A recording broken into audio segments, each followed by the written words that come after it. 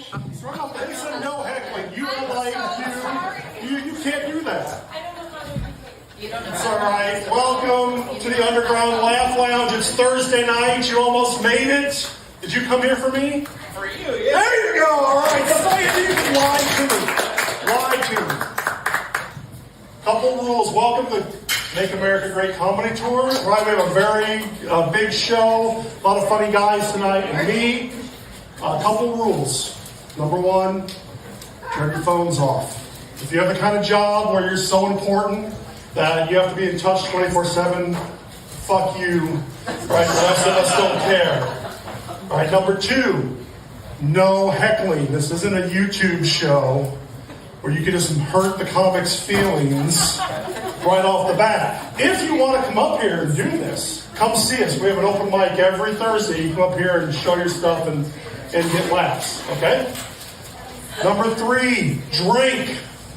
The more you drink, the funnier we are. There's drink specials. There's some kind of bucket thing, I think, of some kind of punch. Drink. And if you run dry, you've got these blue candles right here. Turn these on. The waitresses will come and they'll give you more drinks. It's like a Brazilian steakhouse, though. If you don't turn it off, they keep bringing drinks. All right? If you're drinking a lot, you're drinking enough, you're going to have to go to the bathroom. Bathrooms are in the back. Popcorn machine, take a right. There's a Richard Pryor for the black men. There's a Lucille Ball for redheaded women. And everyone else has to go use the bucket that Will over there uses in the parking lot. All right? Does anybody celebrate anything tonight? Birthday. Birthday. Whose birthday? Over here? Shall we sing? You want me to sing? Huh? Are you a Marilyn Monroe fan? I can do that. Happy birthday to you. Well, happy birthday. Thank you for sharing it with us. Thank you for coming. And a pregnancy. Congratulations. It's not yet. It's next week. Oh, jeez. Is it yours?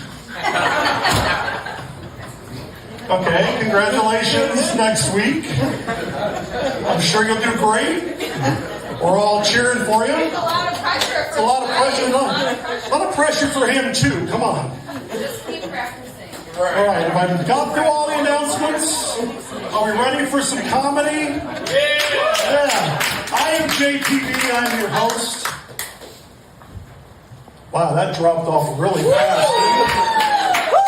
I am your host. And I just learned last week, I saw a comic was talking about Daddy King. Have you guys heard about this? You guys know what this is? Daddy King? And I know you're looking at me and I thought, I am into that. That is awesome. I didn't know there was a word for it. The only problem is it's really hard to find hot 90-year-olds. 90. Anybody heard you guys grew up like this, like I did, and some of you old people. Does anybody remember the phrase, sticks and stones may break my bones, but words will never hurt me, right? Today, I found out that now they say words are literally violence. Right? Like people say, it's like getting punched in the face, and I'm thinking, if you think that being called a name is like getting punched in the face, you've never been punched in the face. Is it not the same? But we have to be careful what we say, and we soften the language now so we don't offend people. Like, if you sneak into the country, right, and bypass the border checkpoint, you're not allowed to say anymore that it was an illegal border crossing. Right? They say you experienced an irregular entry.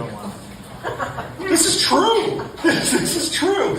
And it's not just that. Pedophiles. You're not allowed to call pedophiles anymore. They are minor attracted persons. You guys are laughing. This is true. I even started the joke yet. I'm just setting it up. Minor attracted persons. Now, I used to think that I was against pedophilia. But then I heard that and I thought, well, who the hell is the government to tell some coal miner who they can love and who they can't love? Right? Miners deserve love, and if Virginia's for lover, West Virginia's for miners. Right? There's two kinds of. It doesn't stop there though. Engineers, right? The people that build things, There's these super smart guys, the guys that made the flat bottom taco shell. You guys had a flat bottom taco shell? It's amazing, right? They should take away, it's the greatest thing to slice bread. It's the greatest thing since flat bottom taco shells. And there's real science in that. I've seen the patent. But these eggheads, they get their feelings hurt like it's SpaceX. When their rockets blow up, they can't say they blew up. Now they have to say they rapidly, unexpectedly disassembled. And I don't know where it stops, right? Like at Thanksgiving, the holidays are coming, and your weird cousin, the Brian, comes in, just got out of prison, and you're all around the table, and you say, your mom says, well, who invited the rapist? Hey, hey, hey, hey, hey. Grandma Mary, we don't say the R word. He failed to obtain consent. That feels better. What about Jeffrey Dahmer? Can we call Jeffrey Dahmer a cannibal? Or did he have an eating disorder?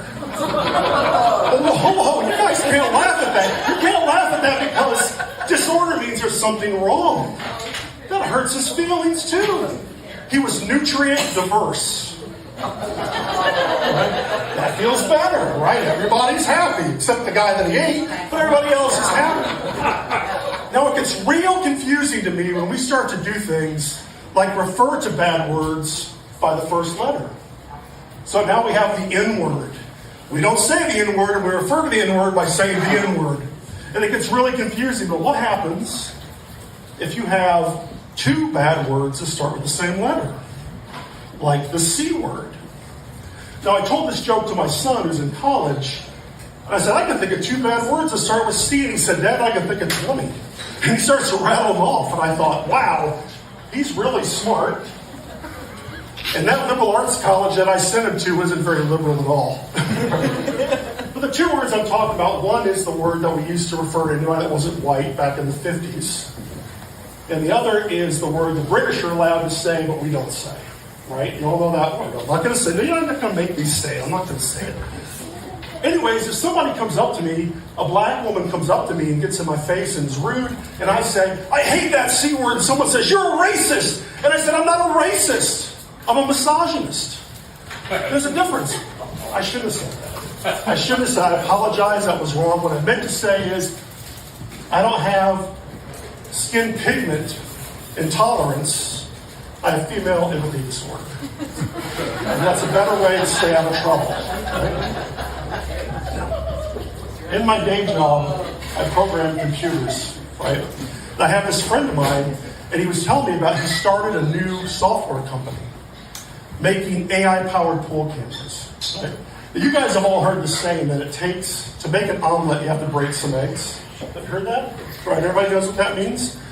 And so, he started this company making these AI-powered pool cameras. And basically what they did is they put these cameras around pools and they tried to catch when people's kids fell in so they could send an alert. Now, I don't know what the alerts were for. Maybe the alerts they'd send out and they would say, you know, hey, here's your kid's last words. You should have paid for school lessons. And I said, wow, that's a really cool idea. Did it work? And he said, well, we sold 12 cameras and only 4 of them worked. And we went out of business. And I said, well, the problem is probably your marketing. Maybe you should have some marketing that we saved 4 kids. Right? It's a better way to market it. But anyways, do you know how we train computers to do this? This is the whole point of this, is that, let's say you want to teach a computer to recognize a cat. You showed a bunch of pictures of cats. And after a while, the computer figure out what's a cat, what's not a cat. So you say, you know what a cat is? The computer says, yeah, I got it. I know what a cat is. It's a lot harder with porn, though. Because when you show pornography to the computer, no matter how much you show it, the computer comes back and says, I'm not sure I got it yet. I need some more gangbang videos. And not the 6-minute ones, right? You got to pay for the full subscription, right? The premium one. So he's telling me all these things about his company, and I'm thinking, wow, that's really cool, but maybe it didn't work because you couldn't find a lot of videos of drowning kids to train your computers with. I mean, how do you do that when you're trying to figure that out? And that's why today we say in my industry that if you want to make an AI-powered pool camera, you have to drown a few kids. Now, there's going to be some other killing kids jokes, and it's not because I hate kids, it's only because I'm a parent. And I had to live with them for 20 years. All right? Do we have any Harry Potter fans in the house? Yeah, Harry Potter fans. Okay. That's okay. Do we have any people that like political humor? Political humor and bad impersonations? Bad impersonations? Yeah, okay. So here's what I understand, and I'll try to walk everyone through it. In the world of Harry Potter, all the rich white kids go to Hogwarts, right? The boarding school for the rich. Where do the people, the working class wizards, go to school? Is there like a Hogwarts VOTEC? Right? Where like they're really good at sports. They don't have to make up their own sports. They're good at basketball. They never play Hogwarts in basketball because that's like sending the Israeli national team out to play the Harlem Globetrotters, right? They're going to lose every time. And maybe Dumbledore has a brother. Dumbledore is the head wizard at Hogwarts. He's very famous. I'll try to keep you guys coming. His name is Carl Dumbledore. And Carl goes to VOTEC because he wants to be a landscape wizard.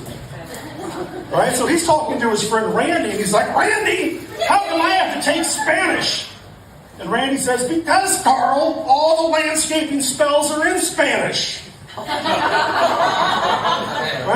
And now, all these people from south of the border are coming up to become landscape wizards. And all the bad guys are like, hey, this is great. We can just take advantage of them. And we can just get them for free. And now house elves, they use elves a lot to do the work in Harry Potter, right? And all the elves are getting put out of business. And for those of you Harry Potter fans in the back, this is a deep cut for you. And now the house elf, Dobby's like, oh, Harry Potter, I wish those people would just go back to where they came from. Because they're out of work. Look, that's not my joke. That's J.K. Rowling's world. I'm just telling the story. Don't shoot the messenger here, right? So now, Voldemort, who's the bad guy, says, this is great. We can take advantage of this, open up the borders. And here comes the political humor. And that's how we know that Voldemort is a progressive. Right? Now here comes the bad impression. If Voldemort is a progressive, then I think that makes Dumbledore a MAGA conservative. And so this is my very bad impression of Dumbledore and a MAGA conservative. Hogwarts, I told you it's going to be bad, right? I told you up front. Hogwarts, wow, what a school. What a great school. I walked in, I said, wow, what a beautiful school. Only the best wizards get to be the headmaster of Hogwarts. All the talking pictures, there's talking pictures in the whole thing. You don't die, you sit up in a picture. All the talking pictures say so. I took my book, The Art of the Spell, and I tried to give it to Hogwarts VOTEC. But the Main Street media, Rita Skeeter, repulsive Rita Skeeter, that's a deep cut, right? Hogwarts back there. Repulsive Rita Skeeter, she was against me, but the kids at Hogwarts VOTEC love me. I've got street cred. They saw my mugshot from Azkaban. Again, not my story. This is what happens when you let anti-trans people write children's stories. You end up here on a Thursday night listening to me.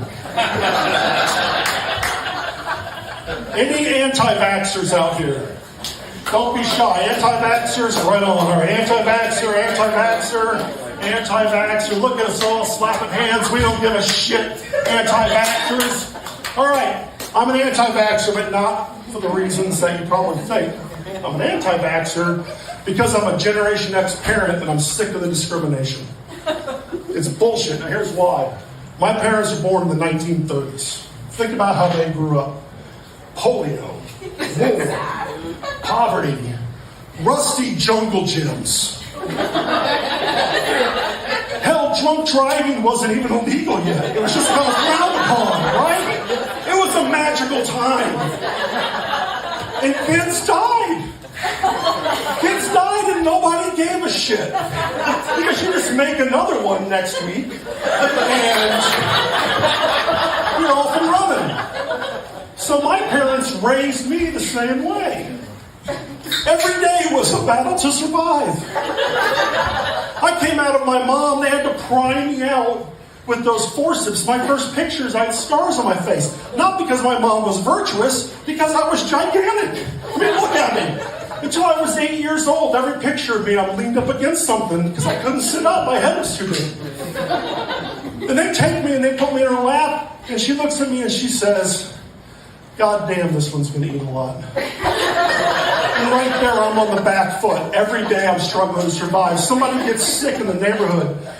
And she says to me, she says, yo, Biggie, take the dumb one and go see Billy up the street. He's got the measles. Okay. I don't know why my mom sounded like an 80s gangster. Okay?